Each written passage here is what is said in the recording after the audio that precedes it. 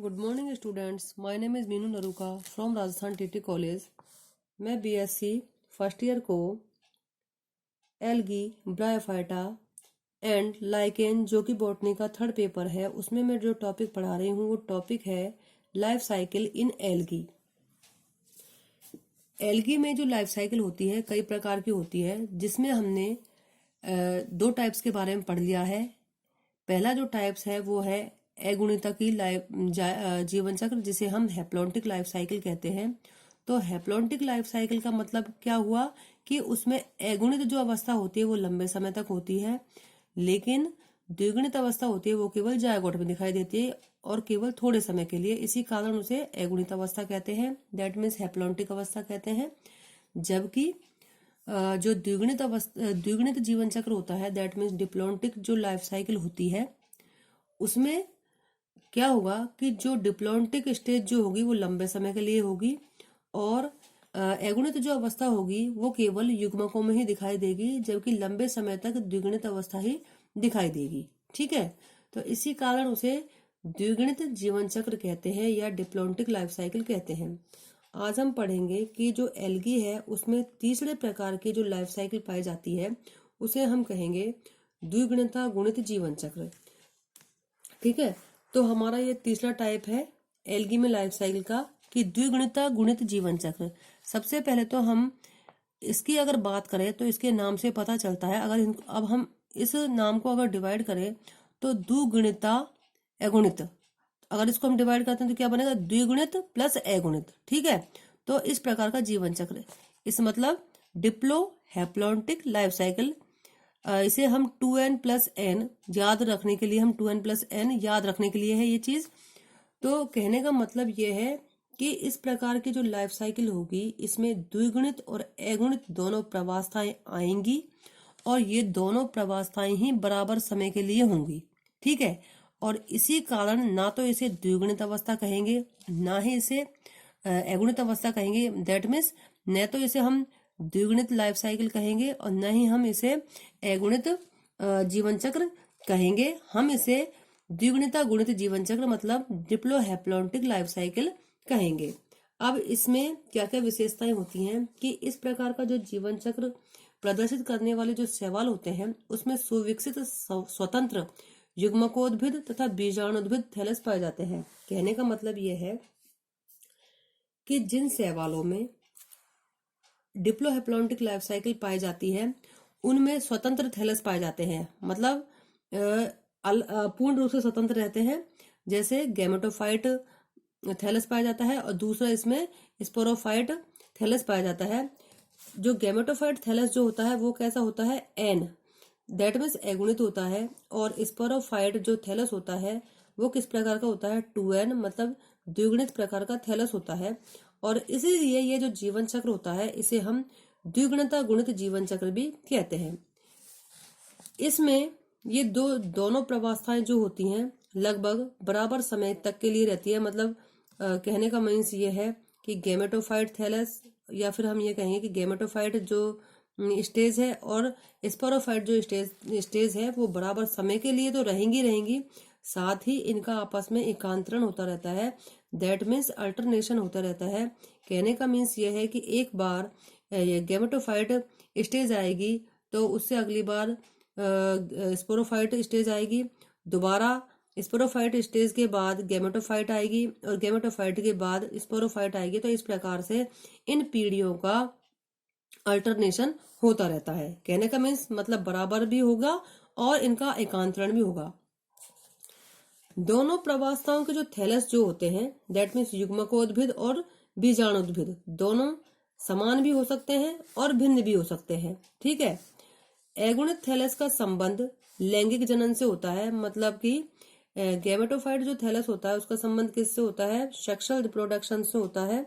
जबकि द्विगुणित जो होता है बीजाणुद्भिद, जिसे हम स्पोरोफाइट कहते हैं, उसका वो जो थैलस होता है वो अगुणित बीजाणु का, मतलब अगुणित जो स्पोर्स होते हैं, हैप्लॉन्टिक जो हैप्लॉइड स्पोर जो होते हैं उनका निर्माण करता है। ठीक है, तो यहाँ पर हम अब देखते हैं लाइफ साइकिल किस प्रकार से होती है कि यहाँ पर ये गैमेटोफाइट है।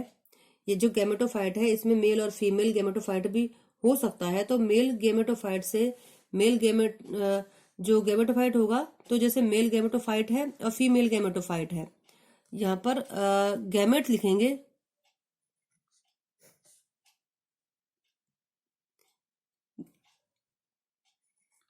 ठीक है। गैमेटोफाइट यहाँ हो गया। तो मेल गैमेटोफाइट से मेल गैमेट बनेंगे और फीमेल गैमेटोफाइट से फीमेल गैमेट बनेंगे। अब इसके बाद मेल और फीमेल गैमेट जो होंगे आपस में संयोजित होंगे, ठीक है, उनका संलयन होगा, जिससे कि जायगोट का निर्माण होगा, ठीक है। हमने अगुणित अवस्था में क्या पढ़ा था कि जब जायगोट होता है तो उसमें अर्धसूत्र विभाजन होगा, लेकिन यहाँ पर हम देख रहे हैं कि यहाँ पर किसी प्रकार से मियोसिस की क्रिया यहाँ नहीं हो रही है, ठीक है। तो ये जो जायगोट होगा ये अंकुरित होकर सीधे ही किसका निर्माण करेगा, स्पोरोफाइट का निर्माण करेगा, दैट मीन्स बीजाणुद्भिद पीढ़ी का निर्माण करेगा। अब ये जो बीजाणुद्भिद है, स्पोरोफाइट है, इस पर स्पोरोंजियम दैट मीन्स बीजाणुधानी का निर्माण होगा। अब इस बीजाणुधानी में मियोसिस की क्रिया होगी। मियोसिस की क्रिया यहाँ ना होकर यहाँ पर होगी। तो मियोसिस की जब क्रिया होगी तो उससे मियोस्पोर का निर्माण होगा, और जो मियोस्पोर जो होते हैं वो अगुणित होते हैं, हैप्लॉइड होते हैं, और मियोस्पोर अंकुरित होकर गैमेटोफाइट का निर्माण करेंगे।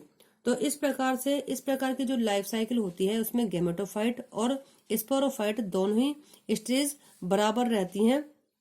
आप इसको देख सकते हो कि जो गैमेटोफाइट है वहां पर एन जो स्टेज होती है यहाँ है, और जो 2n है वो यहाँ पर है, ठीक है। तो जायगोट में 2n है, स्पोरोफाइट जो प्लांट है उसमें 2n है, स्पोरोंजियम 2n है, और मियोसिस के बाद ये अगुणित अवस्था हो जाती है।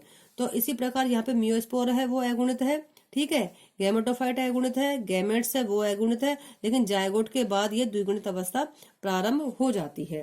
तो इस प्रकार से द्विगुणित और अगुणित अवस्था बराबर होती है, और इसी कारण से इसे डिप्लोहैप्लॉन्टिक लाइफ साइकिल कहते हैं।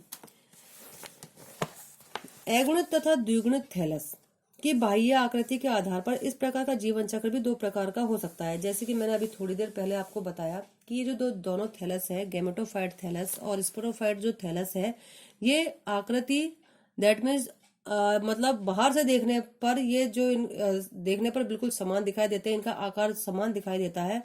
तो ऐसा भी हो सकता है, और ऐसा भी हो सकता है कि बाहर से देखने पर इनकी जो आकार जो होगा वो एक दूसरे से विभिन्न हो सकता है। तो इसी आधार पर ये दो प्रकार का होगा, एक तो समरूपी और विषमरूपी। समरूपी का मतलब इनका समान आकार होगा, विषमरूपी का मतलब इनका आकार जो होगा वो भिन्न होगा। तो जो समरूपी द्विगुणिता गुणित जीवन चक्र, तो इस प्रकार से समरूपी द्विगुणिता गुणित जीवन चक्र और विषमरूपी द्विगुणिता गुणित जीवन चक्र, या फिर हम इसको कहेंगे समरूपी को आइसोमॉर्फिक डिप्लोहैप्लॉन्टिक लाइफ साइकिल। अब हम इसमें क्या देखते हैं कि मैं सिंपल वे में बताती हूँ आपको कि जो गैमेटोफाइट और स्पोरोफाइट दोनों के ही थैलस जो होंगे समान आकार के होंगे, ठीक है। लाइफ साइकिल लगभग समान ही रहती है, लेकिन जो उनका आकार होगा वो अलग अलग होगा।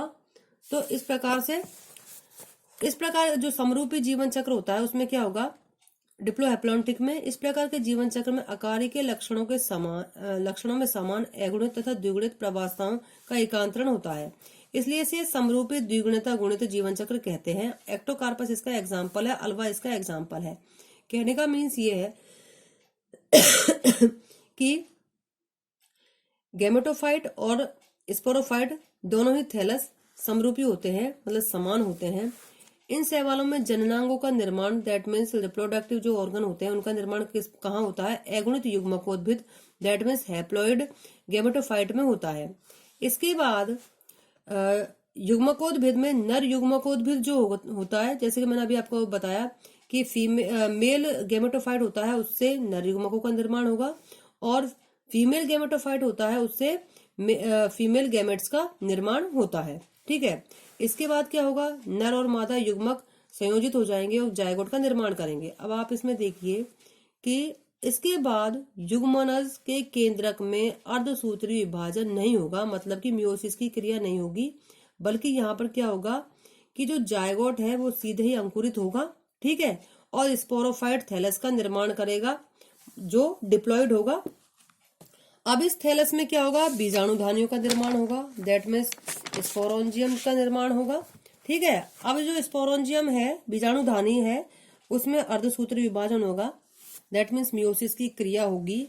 और मियोसिस की क्रिया के बाद क्या होगा, जो स्पोर बनेंगे वो अंकुरित होकर पुनः मतलब युग्मकोद्भिद का निर्माण करते हैं। अब इस डायग्राम में हम इस प्रकार से देख सकते हैं। ठीक है, यहां पर आप देख सकते हैं बिल्कुल जो लाइफ साइकिल होती है वो लगभग समान होगी।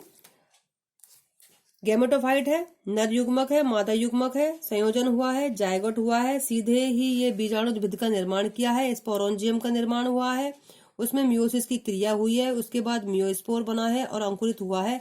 लेकिन समरूपी मतलब गैमेटोफाइट और स्पोरोफाइट दोनों ही समान आकार के हैं। ये मैंने यहाँ पर लिख भी रखा है कि ये समान आकार के हैं, यहाँ पर थैलस समान आकार के हैं।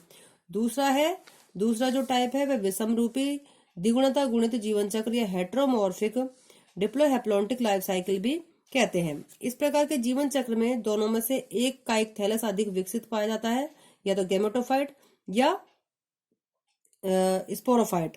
ठीक है, लेकिन अधिकतर क्या होता है कि स्पोरोफाइट होता है वो बड़े आकार का होगा, और युग्मकोद्भिद जो होगा दैट मीन्स गैमेटोफाइट होता है वो छोटे आकार का होगा अधिकतर। तो इस प्रकार के जीवन चक्र में दोनों में से एक कायिक थैलस जो होता है अधिक विकसित पाया जाता है, जो बड़े आकार का होता है, और ये प्रभावी अवस्था कहलाती है। जबकि दूसरा जो कायिक थैलस होता है वह कम विकसित तथा आकार में छोटा होता है, और यह दो प्रकार के थैलस में स्पष्ट आकार की विभेदन पाया जाता है। मतलब दोनों थैलस में हम अंतर कर सकते हैं कि ये थैलस बड़ा है और ये थैलस छोटा है। अधिकतर विषम रूपी जीवन चक्र में बीजाणुद्भिद अवस्था होती है, दैट मीन्स स्पोरोफाइट जो स्टेज होती है वो अधिक प्रभावी होती है और बड़े आकार की पाई जाती है, जबकि युग्मकोद्भिद अवस्था छोटे आकार की होती है। जैसे कि मैंने इसमें आपको बताया अधिकतर ऐसा होता है, बल्कि ऐसा भी हो सकता है कि कुछ अपवाद ऐसे भी है, जैसे यूरोस्पोरा है, उसमें क्या होगा कि स्पोरोफाइट जो प्लांट है मतलब इसका उल्टा हो सकता है। ठीक है, तो अब आप इसमें देख सकते हो जो यूरोस्पोरा इसका अपवाद है। अब आप इसमें एग्जाम्पल देख सकते हो कि जो युग्मकोद्भिद है वो कैसा है, छोटे आकार का है, और स्पोरोफाइट है वो कैसा है, बड़े आकार का है। बाकी लाइफ साइकिल जो होगी वो बिल्कुल ऐसी ही होगी। गैमेटोफाइट है, गैमेटोफाइट होगा, फीमेल गैमेटोफाइट से फीमेल गैमेट बनेगा, मेल गैमेटोफाइट से मेल गैमेट बनेगा। इसके बाद संयोजन होगा मेल और फीमेल गैमेट में, उसके बाद युग्मनस बनेगा, वो सीधे अंकुरित होगा, स्पोरोफाइट का निर्माण करेगा जो कि बड़े आकार का बनेगा। इसके बाद स्पोरोफाइट में बीजाणुधानियां दैट मीन्स स्पोरोंजियम का निर्माण होगा, इसमें मियोसिस की क्रिया होगी। मियोसिस की क्रिया होने के बाद मियोस्पोर बनेंगे जो कि अगुणित होगा।